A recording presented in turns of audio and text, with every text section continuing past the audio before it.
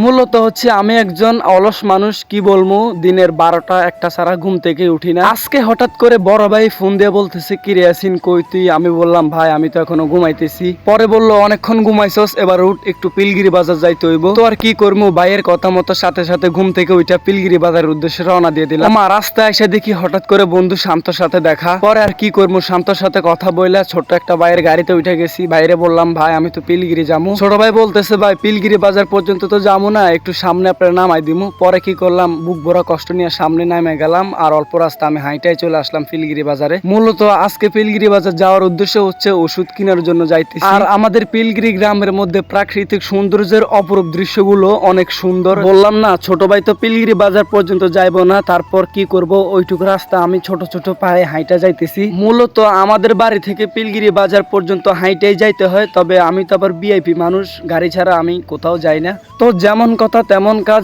আপনাদের সাথে কথা বলতে বলতে চলে আসি আমি পিলগিরি বাজারে। মূলত আমরা যখন ওষুধ কিনতে আসি, বিশেষ করে আমরা আমাদের জহির জ্যাঠার দোকানে ওষুধ কিনতে আসি। আমি এখন পর্যন্ত এটাই জানি না যে জহির কি আমার জ্যাঠা না কাকা, যাই হোক আমি জ্যাঠাই বলে থাকি সবসময়। বাজারে আসার পর ভাইয়ারে ফোন দিলাম, বললাম ভাইয়া আমি তো বাজারে আসছি, এখন কি করবো? ভাইয়া বলতেছে তুই একটু ফোনটা জহির জ্যাঠার কাছে দে। পরে কি করলাম, জহির জ্যাঠার কাছে ফোন দিলাম। ভাইয়া জহির জ্যাঠারে ওষুধ সম্বন্ধে সবকিছু বইলা দিল। জহির জ্যাঠার দোকানে কর্মচারী ছিল, তো কর্মচারী শাঁসা করে আমার হাতে কি করছে, ওষুধগুলা দিয়ে দিছে। আর আমি ওষুধগুলা নিয়ে বাড়ির দিকে রওনা দিলাম। ভাগ্য ভালো হলে যা হয়, আসার সময় বন্ধু ইয়াসিনের সাথে দেখা হয়ে গেল। তো ইয়াসিন বলতেছে চল আমার ভ্যান গাড়ি করে তোকে নিয়ে যাব। এখনকার যুগে না এই ধরনের মোটর গাড়ি বার হয়েছে, আগে কিন্তু এই ধরনের ভ্যান গাড়ি করে মানুষ চলাফেরা করত। আর বিশ্বাস করেন ভাই, সব দিকে খোলামেলা, এইসব ভ্যান গাড়ি করে যাইতে মজাই আলাদা। তো আর কি করব, মসজিদের সামনে বন্ধু ইয়াসিনের গাড়ি থেকে নামে গেলাম। এখন পায়ে হেঁটে হেঁটে বাড়ির উদ্দেশ্যে যাইতে হইব।